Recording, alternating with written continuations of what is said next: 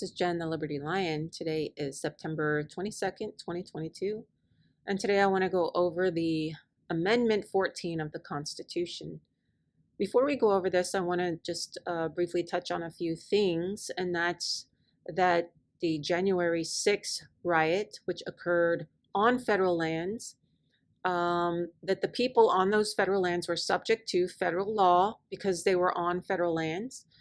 And the opposite is true for Trump. So when Trump left office, he became a private citizen off federal lands, not subject to the jurisdiction. However, because he committed a crime on federal lands, or is supposed to have committed a crime on federal lands, he hasn't been tried yet and found guilty, as far as I know. He was subject to the jurisdiction of the federal government. However, because the federal government has no authority off federal lands, what they were supposed to have done was get the sheriff to serve the warrant. The sheriff being the first line of defense for the civilians, the civil people, the state people, the sovereign. He should have made sure that the FBI did not go into Trump's home, that they should have served the warrant to the sheriff of the county where Mar-a-Lago is situated, and he should have made sure that the warrant was proper.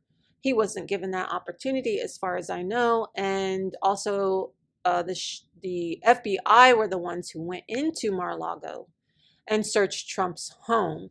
The FBI, being the Federal Bureau of Investigation, should have contacted the sheriff of the county and had the sheriff of the county go and search Mar-a-Lago.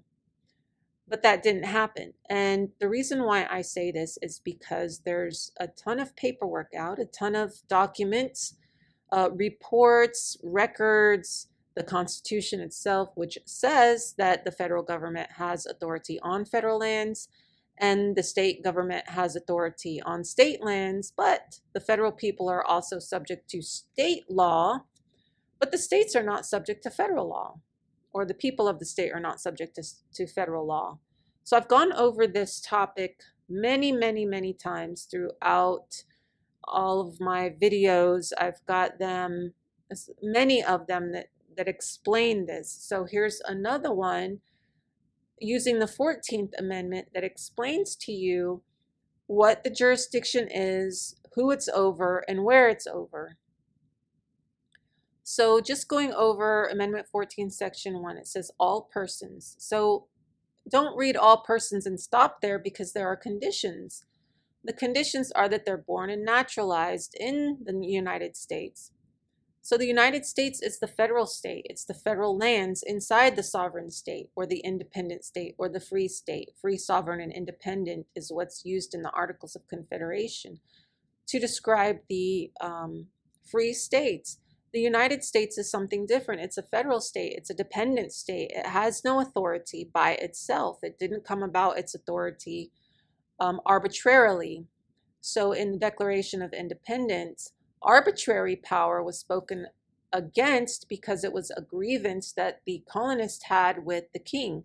He was practicing arbitrary power. Arbitrary power goes against the unwritten law. So what are the unwritten laws? Unwritten laws are things that don't have to be written down because everyone just sort of intuitively know them.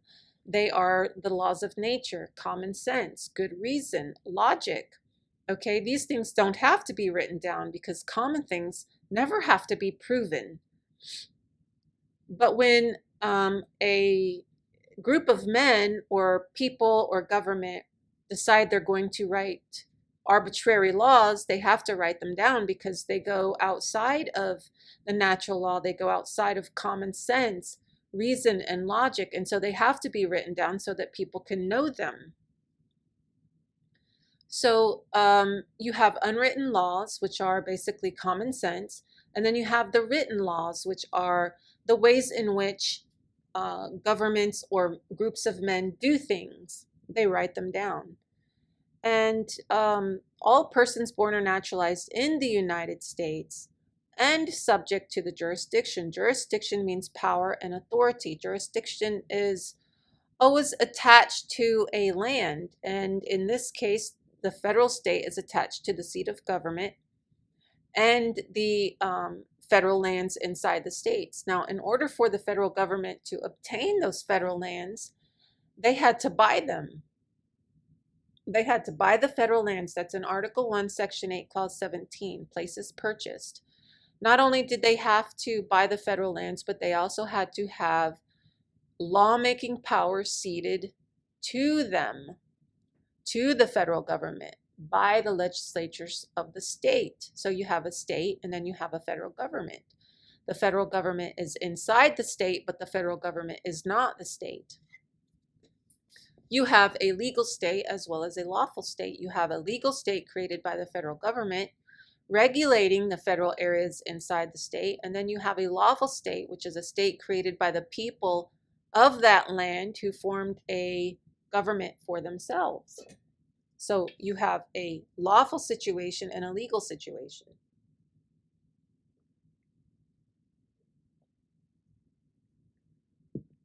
Militaries and governments are basically man-made constructs, so they have to be written down on paper, but they're supposed to conform to the unwritten laws, all of the common sense and good reason things. Okay, so all persons born or naturalized in the federal state, that means the federal lands, and subject to the federal laws, which is the jurisdiction thereof, are citizens of the federal state. So let's look at this phrase, citizens of the federal state. I'd like to go over this with you. Citizen, in its most basic sense, means member. Of, when used in a geographical sense, because they're of this land or of this state, means within. So it's a member within. The United States. The indicates that it's a form of government. United States is the type of government. So it's a member within a government called United States. The United States is the federal state. It's the federal areas within the state. These federal areas are the military. Okay, when it says posts in the Constitution, it's not talking about the mail places that we go to mail letters. It's talking about military posts, which include on those military post offices, and within one of the many offices on every military post is a mail office, a federal mail office. Okay, so post office does not just mean where you go and mail letters, but the post offices are on federal lands and it's a federal post office.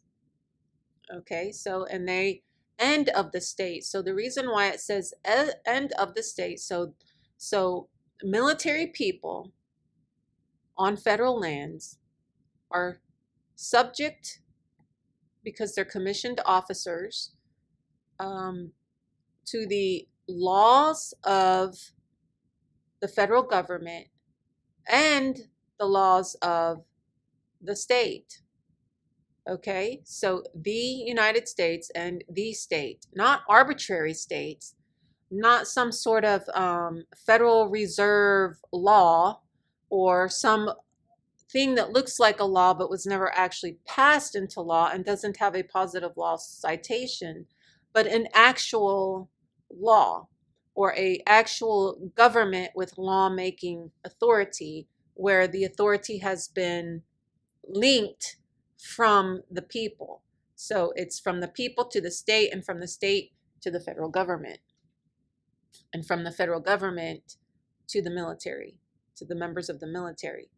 So every military post is located, or every military post in America is located within a sovereign state.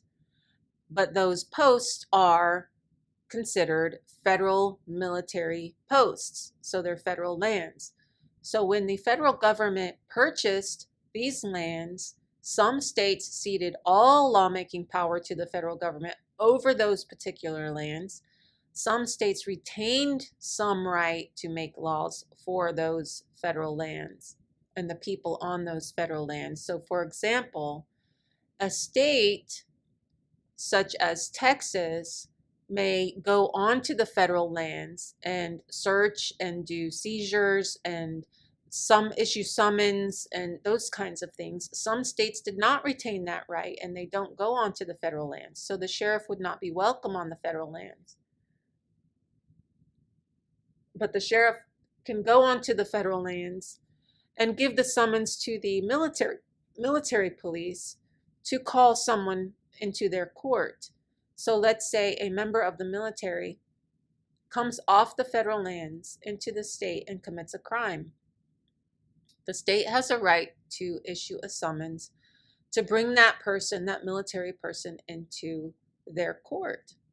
And the same is the same for the military. However, the military cannot, or the federal government cannot reserve rights off federal lands because the states were the ones who ceded any lawmaking power to the federal government, and then only over the lands that they purchased for military posts. So in short, the federal government has no power off federal lands. However, some states have power on federal lands. It depends on whether or not the state sold the lands to the federal government. Like Texas did not sell the lands to the federal government. They retained all rights over the federal land, but they ceded only certain lawmaking powers over those lands for military purposes. Okay, so all persons born on federal lands or naturalized becoming a citizen of the United States by way of commission. Now, some people are born on the federal lands, okay? It's not impossible for someone to be born on a federal land. If you think about the way military people live on federal lands, and back in the old days, they did the same, and some women would have their children on the federal lands. So then those children would be born federal citizens, but they're dependents. They're not, they don't have a commission. They're not born with a commission because they're not in the military. But they're born on federal lands, or they're naturalized in the United States and subject to the jurisdiction thereof, are citizens of the United States. Okay, so, and the state wherein they reside. So no state shall make or enforce any law which shall abridge the privileges or immunities of the members of the military, citizens of the United States, citizens of the federal state, the citizens with a commission. They have privileges and immunities just by the mere fact that they're in the military.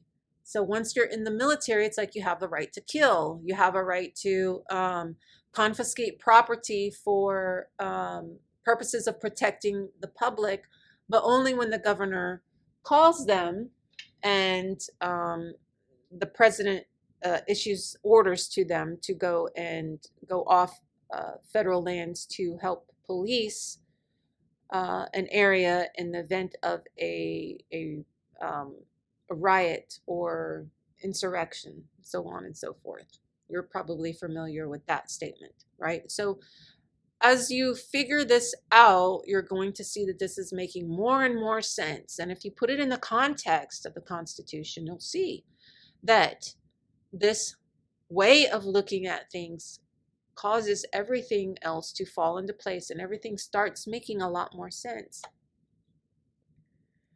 It says here, no state shall deprive any person of life, liberty, or property without due process of law. So the states cannot deprive the military people of life, liberty, or property without due process of law, nor deny to any person within its jurisdiction the equal protection of the laws. Okay, so it's saying here, this is because this is coming from the federal government. It wants to recognize federal people's rights inside the states. Okay, it wants the states to agree that the federal people have state rights also. So not only do they have extra rights because they're in the military, not only do they have federal rights, but they also still have the state rights, such as life, liberty, and property, due process of law, and equal protection of the laws. So what this is saying is that the military people inside the state, we're talking about the military people inside the state, that no state shall make or enforce any law which shall abridge the military's privileges or immunities of the federal state, which is the military inside the state, because the federal government, the federal state, under the Constitution, purchased lands inside each of the states to build military posts. And then they had to have people go onto those military posts to do military things. And the federal government wanted to make sure that those people and those things they were doing were protected. So they have a Bill of Rights. They have privileges and immunities. And that the state won't deprive these people of their life, liberty, or property without due process of law. So without being found guilty of a crime that occurred inside the state, nor deny any person within its jurisdiction, because federal people are also state people, but not all state people are also federal people. So within its jurisdiction, the equal protection of the laws. Now, again, they're talking about the federal government in the Constitution is talking about their federal people. Their federal people, when they go into the state, when they come off the federal lands and go into the state, or even if they're on federal lands, that the state promises that they will not deprive any person of life, liberty, or property, and will not deprive any federal citizen of the United States, member within a government called the United States. They won't deprive them of life, liberty, or property without due process of law, nor deny any person within the state the equal protection of the laws. So if a military person comes off the federal lands, the state promises that they won't deny them equal protection of the law as they do their own citizens. Okay, I believe this amendment came after some federal people who had children on the federal lands and were federal citizens wanted to come off the federal lands and use state schools to send their children. But at that time, the federal people had no state rights. They couldn't send their children off federal lands to go to the schools of the state, and they weren't taxpayers in the state. They didn't pay state taxes. They only paid federal taxes because they were only federal citizens. But then there was an agreement between the states and the federal government to allow federal people to also be state people and use those state services, but they also had to pay state taxes, if there are any. Okay, so once you figure this out, everything becomes clearer, and there is a small section of a book I have here that I would like to read to you about learning and unlearning and relearning so that we can get to truth.